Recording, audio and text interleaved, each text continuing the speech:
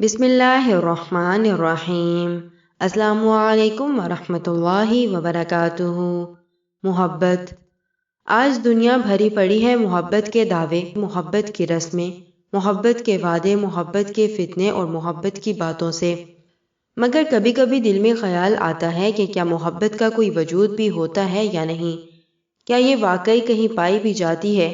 کیا کبھی ایسا ہوتا ہے کہ آدمی محبوب کے لیے محبت تیاگ دے، چھوڑ دے اپنی مرضی اور مان لے جو محبوب چاہتا ہے، چل پڑے اس راہ پر جہاں محبوب موجود ہے؟ محبت کی تعریف کیا ہو، رکیب کون ہو، مثال کیا ہو؟ مجھے نہیں لگتا کہ اب محبت کی کوئی خالص قسم دنیا میں باقی بچی ہے، انسانوں میں تو کم از کم نہیں، اور محبت کی تعریف تو شاید ممکن بھی نہیں۔ یہ تو محبت ہے جو انسان کو ڈیفائن کرتی ہے، نہ کہ انسان محبت کو۔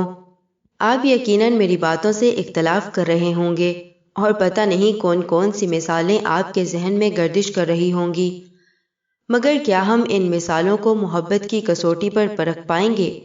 محبت چھوڑ دیتی ہے، محبت رون دیتی ہے، محبت جلا ڈالتی ہے، محبت مار دیتی ہے اور اسے کوئی فکر نہیں ہوتی کہ کیا ہوا۔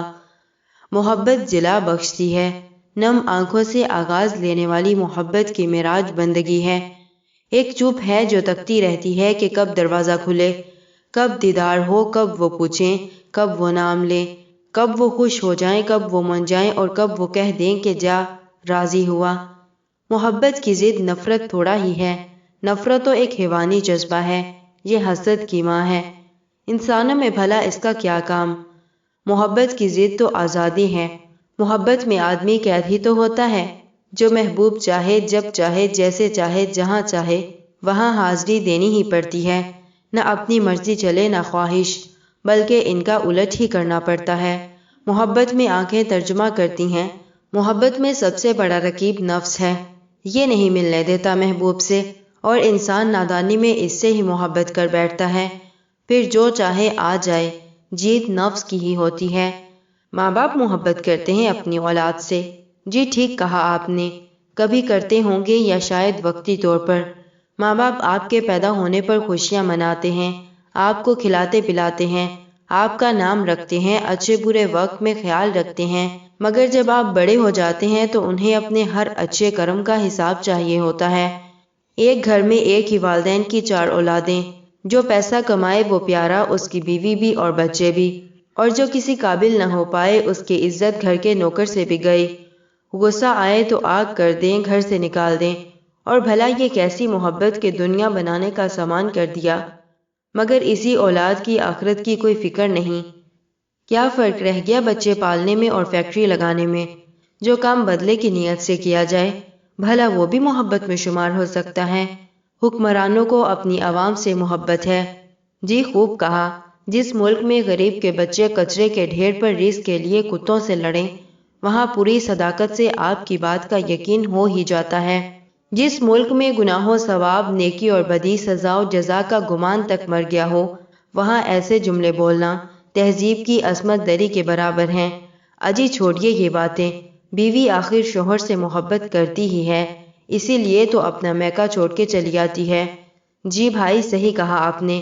سالوں کی رفاقتوں کے بعد ایک جملہ غلط نکل جائے، ایک دن برا گزر جائے، آمدنی کم ہو جائے، بیماری آ جائے، توجہ کہیں اور لگ جائے، یہی بیوی کہتی ہے کہ میں نے آج تک سکھ کی کوئی گھڑی نہ دیکھی، بچے اٹھائے اور یہ جا وہ جا، اب شوہر بیچارہ مناتا پھرے۔ یہی حال خامند حضرات کا ہے، حسن زائل ہو جائے، بیماری آ جائے یا بات میں سختی ہو جائے تو وہ اسے چھوڑ اوروں کی تمنا کریں، پا سکیں یا نہیں، تمنائیں تو روز مچلتی ہیں۔ توف ہے ایسی محبت پر؟ محبوب کے سامنے کسی اور کا خیال بھی آ جائے تو یہ محبت میں شرک ہے، اور یہاں ایسے بھی کہ گھنٹوں محبوب کے سامنے کھڑے اور بیٹھے، دلوں میں کسی اور کے خیال سجائے بیٹھے ہیں، اور پھر دعویٰ محبت کا۔ واہ بھئی واہ، کیا معصومیت ہے! چلیں یہ تو مانے کہ لڑکے کو لڑکی سے محبت ہو سکتی ہے، یا یہ بھی نہیں، یہ بھی اچھی کہی، رات رات بھر کے نائٹ پیکیجز، گھنٹوں باتیں، ساتھ جینے مرنے کی قسمیں، زندگی نبھانے کے وعدے، مگر شادی ہو جائے تو اب یہی نائٹ پیکیجز، وعدے اور قسمیں کہیں اور۔ کیا آپ کو یقین ہے کہ یہ محبت ہی تھی یا کوئی جسمانی طلب۔ آج کل کی محبتوں کا نشہ تو 6 ماہ میں ہی اتر جاتا ہے۔ چلیں آپ تو کوئی مولوی صاحب لگتے ہیں، اللہ کے لیے تو بندہ محبت کرتا ہی ہے۔ جی صحیح کہا آپ نے، لوگ پتہ نہیں بندوں سے اللہ کے لیے محبت کا دعویٰ کیسے کر لیتے ہیں۔ مجھے تو آج تک اللہ سے اللہ کے لیے محبت نہ ہو سکی، اور سونے پہ سہاگا بندوں سے اللہ کے لیے ناراض بھی ہو جاتے ہیں، قطع تعلق بھی کر لیتے ہیں۔ اگر اللہ نے کہہ دیا کہ جسے تم تمام عمر میرے نام پر ناراض رہے اسے تو میں نے بخش دیا تھا، تو پھر مجھے لگتا ہے کہ محبت صرف یک طرفہ ہوتی ہے، دو طرفہ تو بزنس ہوتا ہے۔ اور جو بندہ اللہ اور اس کے رسول صلی اللہ علیہ وآلہ وسلم سے محبت کرتا ہے اس کا کیا؟ جی وہ تو اچھی بات ہے، کرنی بھی چاہیے۔ اللہ جل جلالہ اور محمد صلی اللہ علیہ وآلہ وسلم کا حق بنتا ہے، مگر سیانے کہتے ہیں کہ محبت وہ خوشبو ہے جو چھپائے نہیں چھپتی۔ یہ آنکھوں، چہروں اور رویوں میں نظر آنے لگتی ہے، دلوں پہ راج کرتی ہے، ذہنوں میں گونجتی ہے اور شخصیت کو نکھار دیتی ہے۔ تو پھر وہ محبت جو ہم اللہ اور اس کے رسول صلی اللہ علیہ وآلہ وسلم سے کرنے کا دعویٰ کرتے ہیں، یہ آنکھوں میں کیوں نہیں چمکتی، نہ چہروں پر دمکتی ہے، نہ سانسوں میں دہکتی ہے، نہ دلوں پر راج کرتی ہے، نہ خوشبو پھیلاتی ہے، نہ ہی شخصیت میں بہار لاتی ہے، نہ راتوں کو رلاتی ہے، نہ لہجوں میں سلگتی ہے، نہ طبیعت میں مچلتی ہے، نہ نیندوں سے اٹھاتی ہے، نہ سوتوں کو جگاتی ہے، نہ ہی اعمال بدلتی ہے، نہ ہی سر چڑھ کے بولتی ہے، نہ کہیں رکھ چھوڑتی ہے، نہ ہی ہجرت کراتی ہے، نہ ہی آس دلاتی ہے، نہ ہی رب سے ملاتی ہے۔ ایسی خالی کھولی بے اثر محبت کو بھلا کون محبت مانے؟ مجھے تو نظر نہیں آ سکی آپ کی یہ محبت۔ اگر آپ کے پاس کوئی اور مثال یا ثبوت ہو تو پیش کریں۔ جہاں تک رہی اپنی بات، میں تو محبت کا ڈھونگ رچائے ہوئے ہوں، اس کی بارگاہ میں جو تمنا دیکھ کے مراد بھر لاتا ہے، کیا پتا کب اس بہروپیے کو اصل کر دے۔ اے اللہ بس تو قبول کر لے اور شرف زیارت نصیب فرما، آمین۔ مدینہ شریف۔ مدینے کی فضا میں ٹھنڈک ہے، یہاں رحم برستا ہے، ہر چیز میں ایک خاص تناسب، ایک ڈسپلن ہے۔ عبداللہ سوچنے لگا کہ سنت شریعت کا ڈسپلن ہے، یہ سٹینڈرڈ آپریٹنگ پروسیجرز SOPs ہی تو بتاتی ہے۔ ہر وہ طریقہ جو سنت کے مطابق نہیں وہ ڈسپلن کی خلاف ورزی ہے۔ ایسے شخص کا کورٹ مارشل ہونا چاہیے۔ اس کی سوچ کہیں اور نکل گئی۔ کیا ولایت میں بھی کورٹ مارشل ہو جاتا ہے؟ نہیں نہیں، اللہ مہربان ہے، وہ دوسرا تیسرا کیا، مرتے دم تک چانس دیتے ہیں۔ عبداللہ نے غسل کیا، سفید کپڑے پہنے، خوشبو لگائی جو کہ وہ لانا بھول گیا تھا، اور کچھ نہ خریدنے کی نیت کی تھی۔ اس کے روم میٹ وحید صاحب نے اسے تحفہ دی، صدقہ کیا اور مسجد نبوی جا پہنچا۔ بارگاہ نبوی صلی اللہ علیہ وآلہ وسلم میں حاضری۔ مسجد نبوی میں داخل ہوتے ہی 2 رکعت تحیات المسجد ادا کی، روضہ پاک پر حاضری دی۔ یہاں ایک بے وقوف احرام پہنے آ گیا تھا کہ یہاں حاضری کے لیے بھی احرام کی نیت کی تھی۔ اللہ کا شکر ہے کہ روضہ رسول صلی اللہ علیہ وآلہ وسلم مدینہ میں ہے، پاکستان میں ہوتا تو یہاں بھی طواف شروع ہو جانا تھا۔ کچھ لوگ الٹے پاؤں واپس آ رہے تھے، جبکہ کچھ بیچ بیچ کھڑے ہوئے دعائیں مانگ رہے تھے، اور انہیں کوئی پرواہ نہیں کہ کون زد میں آ رہا ہے۔ انسان پھر انسان ہے، کتنا فوکس کرے پریشان ہو ہی جاتا ہے۔ عبداللہ نے حتی الامکان کوشش کر کے دل سے دعائیں مانگی، پھر اصحاب صفا کے چبوترے پر بیٹھ گیا۔ مسجد نبوی سے فارغ ہو کر جنت البقیع حاضری دی، خوب استغفار اور دعائیں کیں اور اگلے دن واپسی کا سامان پکڑ لیا۔ واپسی کا سفر 16 ذی الحجہ 18 ستمبر بروز اتوار، رات 10:30 کی فلائٹ تھی مدینہ ایئرپورٹ سے۔ ہوٹل سے چیک آؤٹ کر کے ایک بار پھر روضہ رسول صلی اللہ علیہ وآلہ وسلم پر حاضری دی، واپس آنے کی دعائیں کیں اور عمرے کے بعد ایئرپورٹ روانہ۔ 25 منٹ میں مدینہ کے طیبہ ایئرپورٹ پر پہنچ گئے۔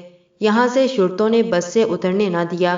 پورے گروپ کی نماز مغرب تقریباً قضا ہو گئی۔ ایئرپورٹ امیگریشن کے مراحل باحسن خوبی ادا ہو گئے، رش کوئی نہ تھا۔ PIA کا سسٹم ڈاؤن تھا، جس کی وجہ سے 1 گھنٹہ تاخیر سے بورڈنگ شروع ہوئی۔ یہاں وحید صاحب کا بیگ گم ہو گیا۔ عبداللہ نے بڑی دعا مانگی ان کے لیے کہ انہوں نے عطر کا تحفہ دیا تھا۔ یہاں سے 9 ریال کی 5 لیٹر کی آب زمزم کی بوتل بھی ملی۔ ہر حاجی کو صرف ایک لے جانے کی اجازت تھی۔ کچھ عرصے میں وحید صاحب کا بیگ بھی واپس مل گیا جو ایک ترکی غلطی سے اپنی ٹرالی میں رکھ بیٹھا تھا۔ سب نے اللہ کا شکر ادا کیا۔ اپنے وقت سے 20 منٹ پہلے PIA روانہ ہو گئی اور یوں Guinness book of world record میں اندراج کی حقدار ٹھہری۔ واپسی پر کھانا باسی تھا اور خواتین ایئر ہوسٹس کا موڈ بہت خراب تھا۔ ان کو دیکھ کر اندازہ کرنا مشکل تھا کہ جہاز میں ان سے زیادہ عمر کس کی ہے۔ اسلام آباد ایئرپورٹ پر امیگریشن اور چیکنگ کے مراحل آسان تھے، مگر سامان اور زمزم آنے میں کوئی 1.5 گھنٹہ لگا۔ جہاز رکتے ہی حاجی صاحبان پاکستان بن گئے۔ جہاز سے انہوں نے جلدی اور پھر VIP پروٹوکول سے اپنا سامان اور زمزم اٹھا کر لے گئے اور حج وہیں چھوڑ گئے، اور یوں 15 دن کا ایگزیکٹو حج مکمل ہوا۔ اللہ ہم سب کا قبول کرے، آمین۔ چند گزارشات۔ حج زندگی میں ایک بار فرض ہے۔ اگر کر لیا ہے اور از راہ تکلیف یا فیشن کے لیے دوبارہ کرنا چاہ رہے ہیں تو نہ کریں، وہاں بہت رش ہے، لوگوں کو مزید تکلیف نہ دیں۔ حج جوانی میں کر لیں اور سال بھر سے ہلکی پھلکی ورزش کریں، حج کی نیت سے ثواب بھی ملے گا اور حج بھی سہولت سے ہو جائے گا۔ ایک VIP حج 30 سے 35 ہزار ریال کا ہوتا ہے۔ ایسے بھی لوگ ہیں جو 1,00,000 1.5 لاکھ خرچ کر دیتے ہیں۔ اگر آپ کر چکے ہیں تو یہ رقم حاجی کیمپ میں جا کر نئے اور لاوارث حاجیوں میں تقسیم کر دیں۔ آپ کے کچھ سو ریال ان کا حج بہتر کر دیں گے اور آپ ایک حج کے پیسوں میں 60-70 حجاج کرام کا حج بہتر بنا سکتے ہیں۔ آپ کو اللہ کا واسطہ سیلفیاں نہ کھینچیں اور موبائل سائلنٹ پر رکھیں، اپنے حد سے کام رکھیں اور دوسروں کو ہر بات پر فتویٰ نہ دیں، لائیو کمنٹری اور براڈ کاسٹ نہ کریں، حکومتی قانون اور اعلانات کی پابندی کریں، اجازت سے زیادہ وزن کا سامان اور آب زمزم نہ لے جائیں، کھانا کم کھائیں، لوگوں کی تکلیف کا خیال رکھیں، ہر چیز صرف اسی لیے افورڈ نہ کریں کہ آپ کر سکتے ہیں۔ ساتھ جانے والے مولوی حضرات اور گروپ آرگنائزرز بھی انسان ہیں، فرمائشی پروگرام کسی اور موقع کے لیے سنبھال رکھیں، اور آخری، سب لوگوں کو اپنی دعاؤں میں یاد رکھیں۔